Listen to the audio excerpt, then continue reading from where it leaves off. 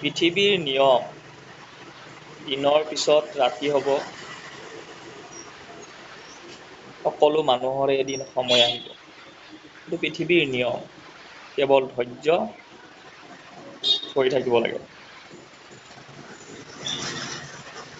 এতিয়া ভাৰতৰ ভিতৰত সকলোতকৈ ভাল যদি আপুনি ৰাজনীতিকবিদ যদি কয়, একদম ৰাজনীতিকবিদ, কূটনীতিকবিদ, সেইজন হৈছে হিমন্ত বিশ্ব শৰ্মা ডাঙৰীয়া।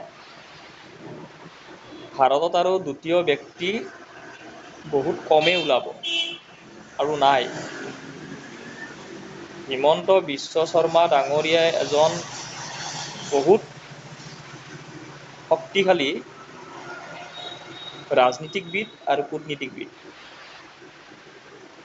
তেওঁৰ ব্ৰেইন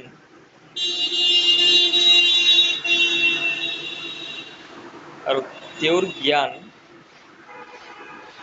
সহজে ভাৰতৰ মানুহে তেওঁৰ ঢুকি নাপাব।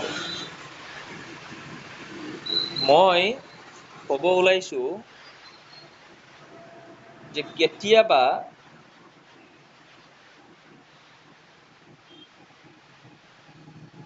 আমাৰ আগৰ বয়সস্থ লোকসকলে কৈ আহিছিল যে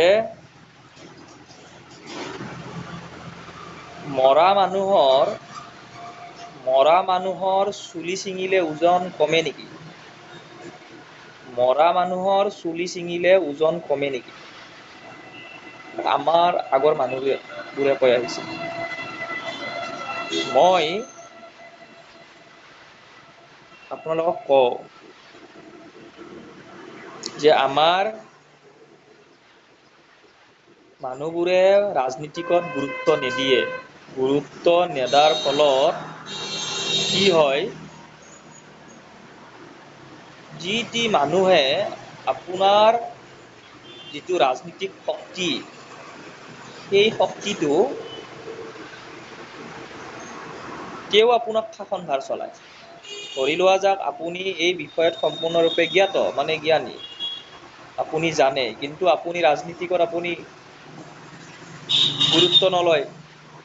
এই যোনে যি কৰে কৰি থাকক, মোৰ আপত্তি নাই, মই ভাই দিন হাজিৰা কৰি মই খাব লাগে, শুব লাগে, থাকিব লাগে, মোৰ ল'ৰা ছোৱালীক চাব লাগে, তেনেকে মানে আপুনি জীৱন নিৰ্বাহ কৰি আছে। তেতিয়াহ'লে কি হ'ব, এক শ্ৰেণীৰ মানুহে আপোনাক মানে খুব সহজে লুটিব, ঠগাব, বুৰ্বক বনাব। হয়নে নহয়? এতিয়া মই হিমন্ত বিশ্ব শৰ্মা ডাঙৰীয়াক এইবাবেই খুব শক্তিশালী নেতা বুলি ক'লোঁ যে তেখেতক ভাৰতৰ যদি সম্পূৰ্ণৰূপে যদি প্ৰধানমন্ত্ৰী বনাই দিয়া যায়, তথাপিতো তেওঁ মানে ভাৰতখন চলাব পাৰিব চলাব, কিন্তু বেলেগক দিলে নোৱাৰে।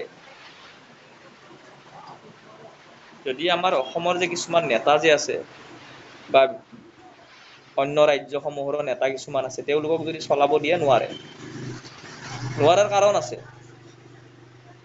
কিন্তু হিমন্ত বিশ্ব শৰ্মা ডাঙৰীয়াই চলাব পাৰিব। তাৰ মাজত কিন্তু এটা কথা আছে, সাধাৰণ ভুলেই কিন্তু সকলো ৰাজনীতি, কূটনীতি ধ্বংস কৰি দিব পাৰে আপোনাক। এতিয়া কথাটো হ'ল, সাধাৰণ মোৰ ভুল হোৱা যেন লাগে হিমন্ত বিশ্ব শৰ্মা ডাঙৰীয়াৰ এইবাৰ নিৰ্বাচনত। মই বহু ঠাইৰ পৰা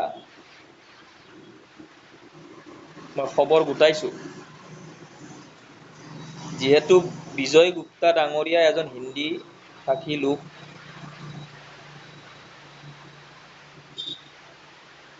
তেওঁক কিন্তু বহু লোকে ভোট দিয়াও নাই। যিখিনি য়ং জেনেৰেশ্যন সেই এৰিয়াত হিন্দী ভোটাৰ আছে, সেইখিনিৰ বেছিভাগে কুংকি চৌধুৰীকে দিছে। ৰিজাল্ট দিলে আপোনালোকে চাব কথাটো সঁচা নে মিছা। ঠিক আছে, হয়তো কিছুমান শ্ৰেণীৰ মানুহ আছে, তেওঁলোকে বিজয় গুপ্তা ডাঙৰীয়াক দিছেতো সৰু কথা, কিন্তু য়ং জেনেৰেশ্যন ল'ৰা ছোৱালীখিনিয়ে কিন্তু কুংকি চৌধুৰীক ছাপোৰ্ট কৰিছে। হিন্দী ভাষীখিনিও কৰিছে, বেংগলী ভাষীও কৰিছে, নেপালী ভাষীও কৰিছে। বেছি সংখ্যক, মই বহু মানুহক সুধিছো, বহু মানুহৰ পৰা মই উত্তৰ বিচাৰি আনিছো যে এইবাৰ কেনেকুৱা পৰিস্থিতি। সেইবিলাক অলপ হিমন্ত বিশ্ব শৰ্মা ডাঙৰীয়াৰ ভুল যেন লাগে। দিছপুৰ সমষ্টি সঁচা কৰি জয়ন্ত দাস ডাঙৰীয়া বহুত বছৰ তাতে খাটিলে, তেওঁ টিকেটটো দিলে ভাল আছিল।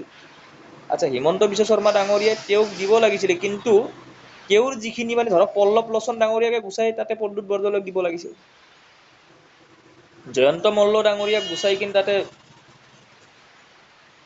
প্ৰদ্যুৎ বৰদলৈ ডাঙৰীয়াক দিব